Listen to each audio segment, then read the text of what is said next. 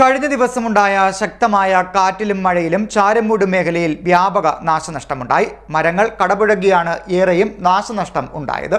കഴിഞ്ഞ ദിവസം ആഞ്ഞുവീശിയ ശക്തമായ കാറ്റിലും മഴയിലും ചാരമൂട് മേഖലയിൽ വ്യാപകമായ നാശനഷ്ടമുണ്ടായി. താമരക്കുളം കണ്ണനാകുഴി 3-ാം വാർഡിൽ റോയി ഭവനത്തിൽ ബാബു എന്ന് വിളിക്കുന്ന ജോൺ തോമസിന്റെ 2 കാറുകളും ഷെഡുകളും മരം വീണ് ഭാഗികമായി തകർന്നു. വീടിന്റെ ഷെഡിന്റെ മുകളിലേക്ക് തൊട്ടടുത്ത ദേവസ്വം ബോർഡിന്റെ പുരയിടത്തിൽ നിന്നിരുന്ന 2 തേക്ക് മരങ്ങളാണ് കടപുഴകി വീണത്. ചാരമൂട് പ്രദേശത്തുണ്ടായ ശക്തമായ കാറ്റിലും മഴയിലുമാണ് കണ്ണനാകുഴി റോയി ഭവനത്തിൽ ജോൺ തോമസിൻ്റെ വീടിന് മുന്നിൽ കിടന്നിരുന്ന 2 കാറുകൾക്ക് കേടുപാട് സംഭവിച്ചത്. തൊട്ടടുത്ത പുരയിടത്തിൽ ദേവസ്വം ബോർഡിൻ്റെ പുരയിടത്തിൽ നിന്നിരുന്ന 2 തേക്ക് മരങ്ങളാണ് ഇപ്പുറത്തേക്ക് കടപുഴകി വീഴുകയും ഈ വാഹനങ്ങൾക്ക് മേൽ പതിക്കുകയും വാഹനങ്ങളുടെ മുൻവശം പൂർണ്ണമായും തകരുകയും ചെയ്തിട്ടുണ്ട്.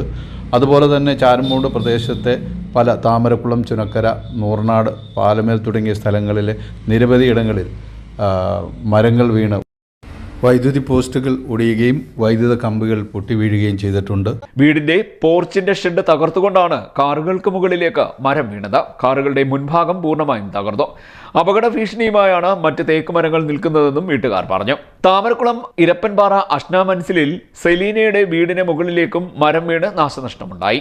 താമരക്കുളം കിഴക്കേമുറി കൊട്ടക്കാട്ടുശ്ശേരിയിൽ ഭിന്നശേഷിക്കാരനായ അഖിൽ, അനന്തു എന്നീ യുവാക്കൾ താമസിക്കുന്ന അഖിൽ ഭവനം എന്ന വീടിന് മുകളിലേക്ക് മരച്ചില്ലകൾ വീണ് ആസ്ബറ്റോസ് ഷീറ്റുകൾ തകർന്നു. ഭിത്തികൾക്കും കേടുപാടുകളുണ്ട്. താമരക്കുളം, പാലമേൽ, ചുനക്കര പ്രദേശങ്ങളിൽ മരങ്ങളും മരച്ചില്ലകളും വീണ് വൈദ്യുതി പോസ്റ്റുകൾ ഒടിയുകയും കമ്പികൾ പൊട്ടിവീഴുകയും ചെയ്തു. ഇതോടെ വൈദ്യുതി തടസ്സം നേരിടുകയും ചെയ്തു. 10ഓളം പോസ്റ്റുകൾ ഒടിഞ്ഞിട്ടുണ്ട്. വൈദ്യുതി പുനഃസ്ഥാപിക്കാനുള്ള പ്രവർത്തനങ്ങൾ KSEB അധികൃതർ ആരംഭിച്ചു. CDNet news, Charummood.